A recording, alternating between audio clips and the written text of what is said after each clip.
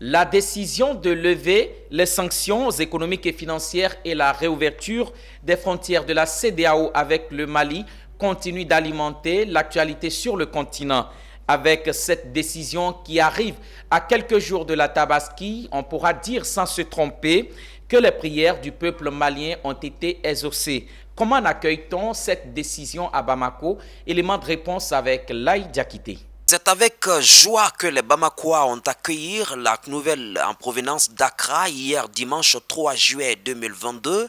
Il s'agit bien de la levée des sanctions imposées depuis 6 mois par les dirigeants de la communauté des États d'Afrique de l'Ouest. C'était lors d'un sommet extraordinaire. J'ai été vraiment réjoui vraiment de la mesure, de la levée de la sanction, parce que déjà ça a été très dur vu le contexte même de la crise qui sévit à l'intérieur du pays et à travers le monde.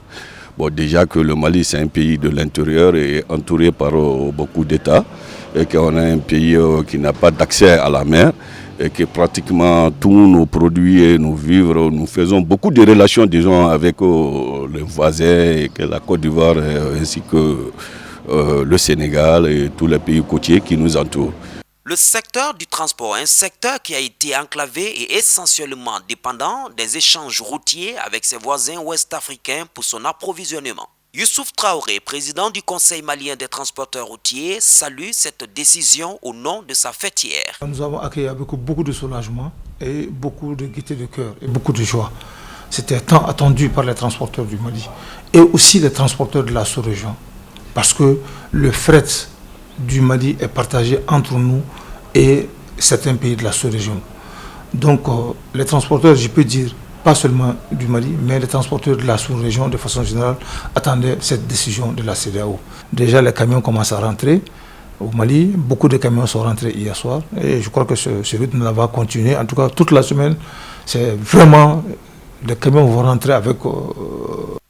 Ces sanctions commerciales et financières décidées en janvier contre le Mali avaient presque freiné l'économie du pays. Ce fut un moment difficile pour les opérateurs économiques. En tant qu'opérateur économique, on a eu un peu de difficultés par rapport aux différents ports et puis par rapport aux transfrontaliers aussi, quand les conteneurs sont bloqués. Donc ça nous pénalise aussi.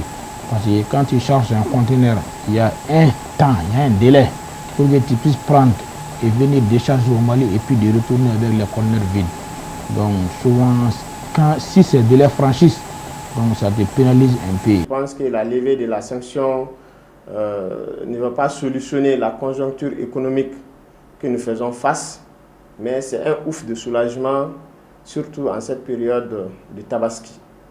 Donc déjà, les produits non essentiels qui sont bloqués au niveau des frontières et dans les ports pourront être assimilés dans les jours à venir. Les bétails maliens pourront être exportés vers la sous-région, ce qui est une très bonne chose pour le secteur. En ce qui concerne la sanction financière, l'État malien pourra être en possession de ses fonds tout de suite et pourrait l'injecter dans l'économie malienne à travers le remboursement de la dette intérieure, mais aussi à travers la subvention de certains produits.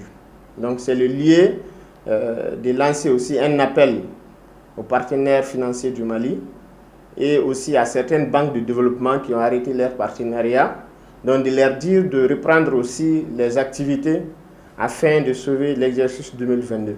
Faut-il le rappeler, la fin du blocus a eu lieu à moins de quelques jours de la fête de Tabaski, prévue le 9 juillet au Mali.